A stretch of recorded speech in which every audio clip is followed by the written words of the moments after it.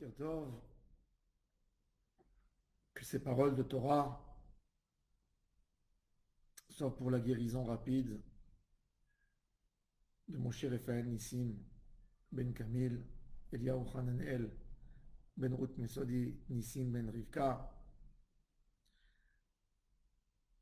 Daniel Tamar Atum, Bat Fortuné, Rivka Bat Menana, Ruth Mesodi Bat Rivka. Yaakov Avinu appelle ses enfants pour les bénir avant de quitter le monde. Et puis les trois premiers, au lieu de recevoir une bénédiction, ils prennent sur la tête Reuven, Shimon, Lévi. Quand arrive le tour de Yehuda, Yaakov Avinu change de position, même que Yehuda était coupable de la vente de Yosef, et il lui dit des phrases extraordinaires. Yehuda, Ata Yodura Arecha, tous tes frères prendront et auront ton nom, Yehudim, juif. On ne s'appelle pas des Réouvénim ni des Shimonim, on s'appelle Yehudim, Yodura Arecha. Toujours, tes ennemis te donneront le dos et pas la face, c'est-à-dire ils auront peur de toi. Les enfants de ton père vont toujours t'estimer, faire grandir ton nom, ils se prosterneront à toi. Yehuda, t'es comme un jeune lion.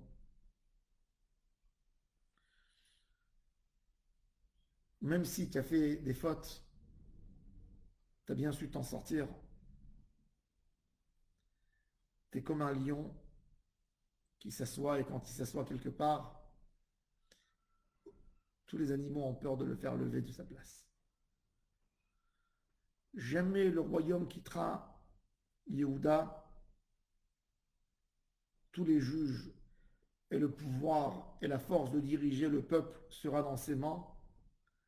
Et même à la fin des temps, Mashiach sortira de lui. Yehuda aura une abondance dans le vin. Il aura beaucoup de vin chez lui. Ça, c'est la bénédiction en général de Yaakov. Bon, évidemment, il y a beaucoup d'autres détails, mais je dis ce qui est écrit dans le texte. Yehuda a une bracha extraordinaire. Pourquoi? On va voir que la qualité de Yehuda, c'est la plus belle des qualités qu'on peut avoir. Yehuda, ata, yoducha achecha.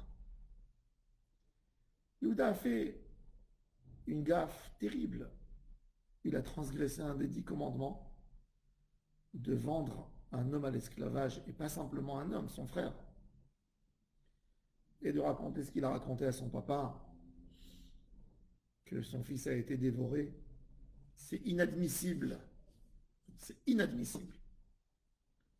Mais Yehuda a su se rattraper quelques fois dans sa vie. Première fois avec Tamar, cette histoire de sa belle-fille qui tombe enceinte de lui, parce qu'il a refusé de lui donner son troisième fils, Sheila, comme on l'a vu dans Parashat Vayeshev. Et à l'époque, sa famille voulait la condamner à mort, parce qu'il pensait qu'elle a fait de l'adultère, comment elle est tombée enceinte. Et Yehuda qui dit, elle est tombée enceinte de moi. Il avoue devant tout le monde avec les hontes, un enfant hors mariage. Et lui, c'est un roi, et il avoue.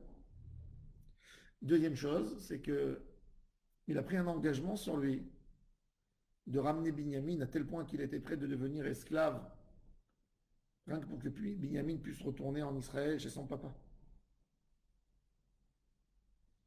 Yehuda a une qualité, léodote, avouer. Pas rien qu'avouer.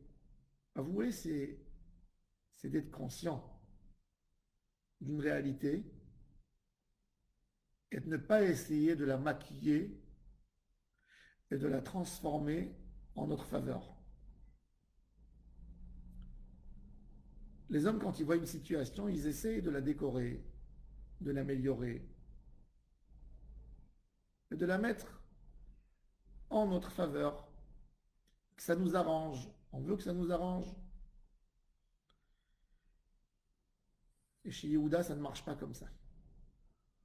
Si c'est le Hémet, que seront lourdes les conséquences, je ne regarde pas les conséquences, je suis le Hémet d'abord.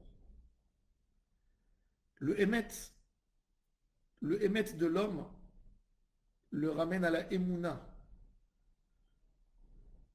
On dit le matin, tous les matins,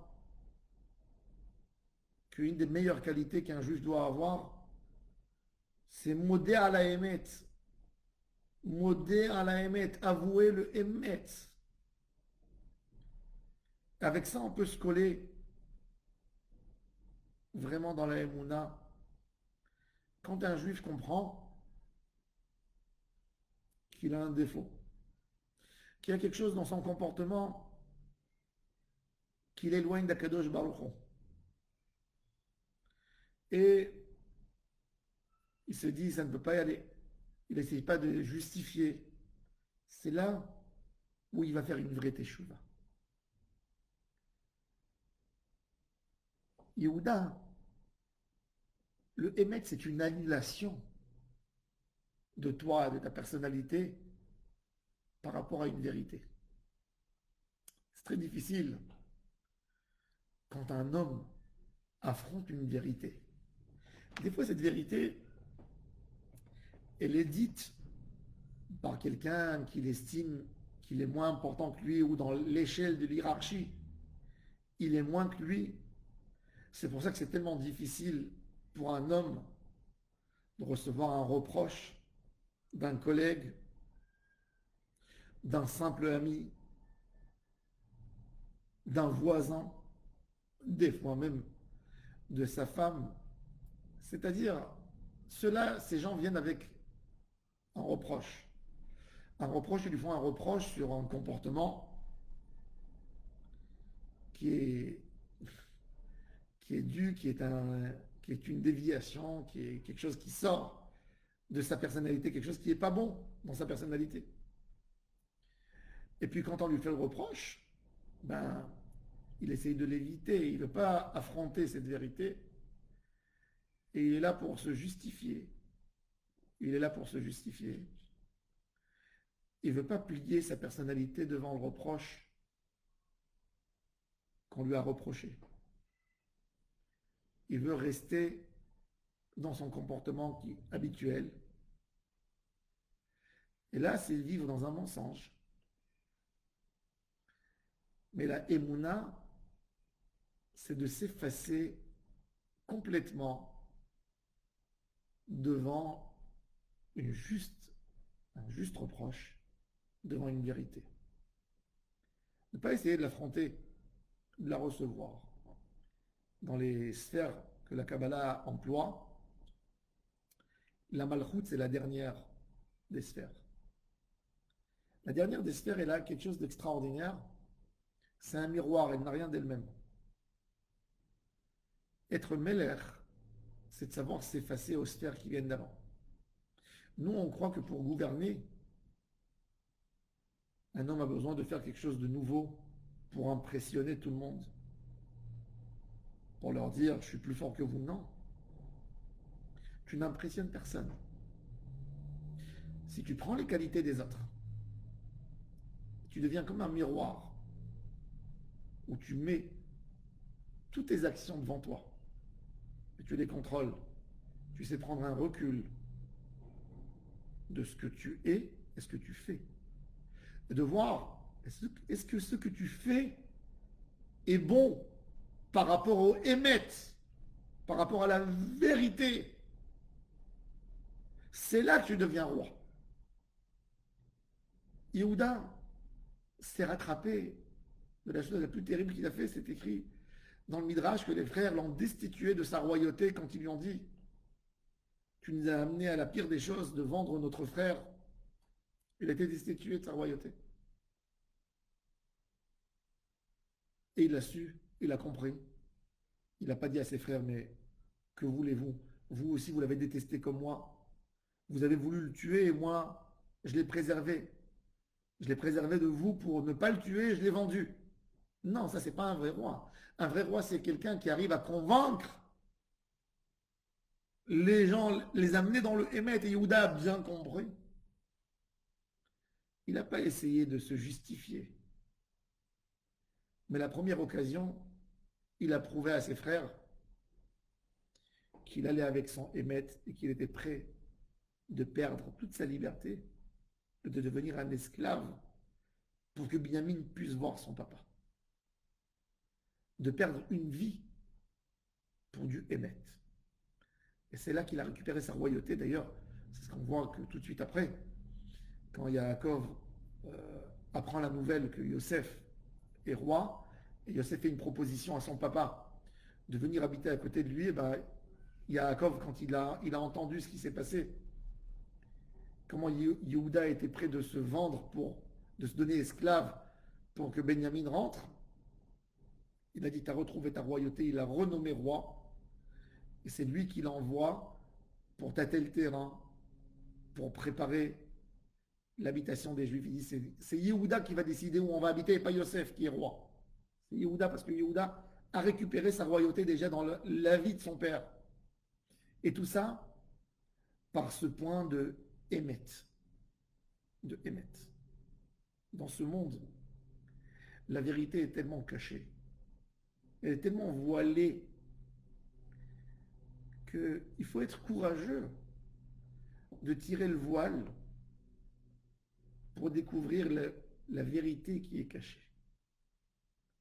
Il faut être un homme Hémet qui cherche à s'améliorer et à affronter des choses qui lui feront mal peut-être. Que quand il va découvrir une vérité, ben, il devra prendre, ça aura des conséquences sur sa vie personnelle, sur son emploi des fois, dans sa vie de couple, dans son comportement. Il aura besoin de faire des changements, des fois des changements radicaux. Il devrait être vraiment radical pour essayer de trouver son juste milieu. Et ça, c'est le Hémet. Un roi n'a pas peur du Hémet. Il affronte le Hémet. Et s'il y a de quoi changer, je change. C'est vrai, au début, c'est difficile. Mais le Hémet, ce n'est pas une question de qu'est-ce que je vais gagner. Si on regarde qu'est-ce que je vais gagner et quel intérêt, jamais on n'arrivera au Hémet. Jamais. Le Hémet sera loin de nous plus que ce que l'Est est loin de l'Ouest.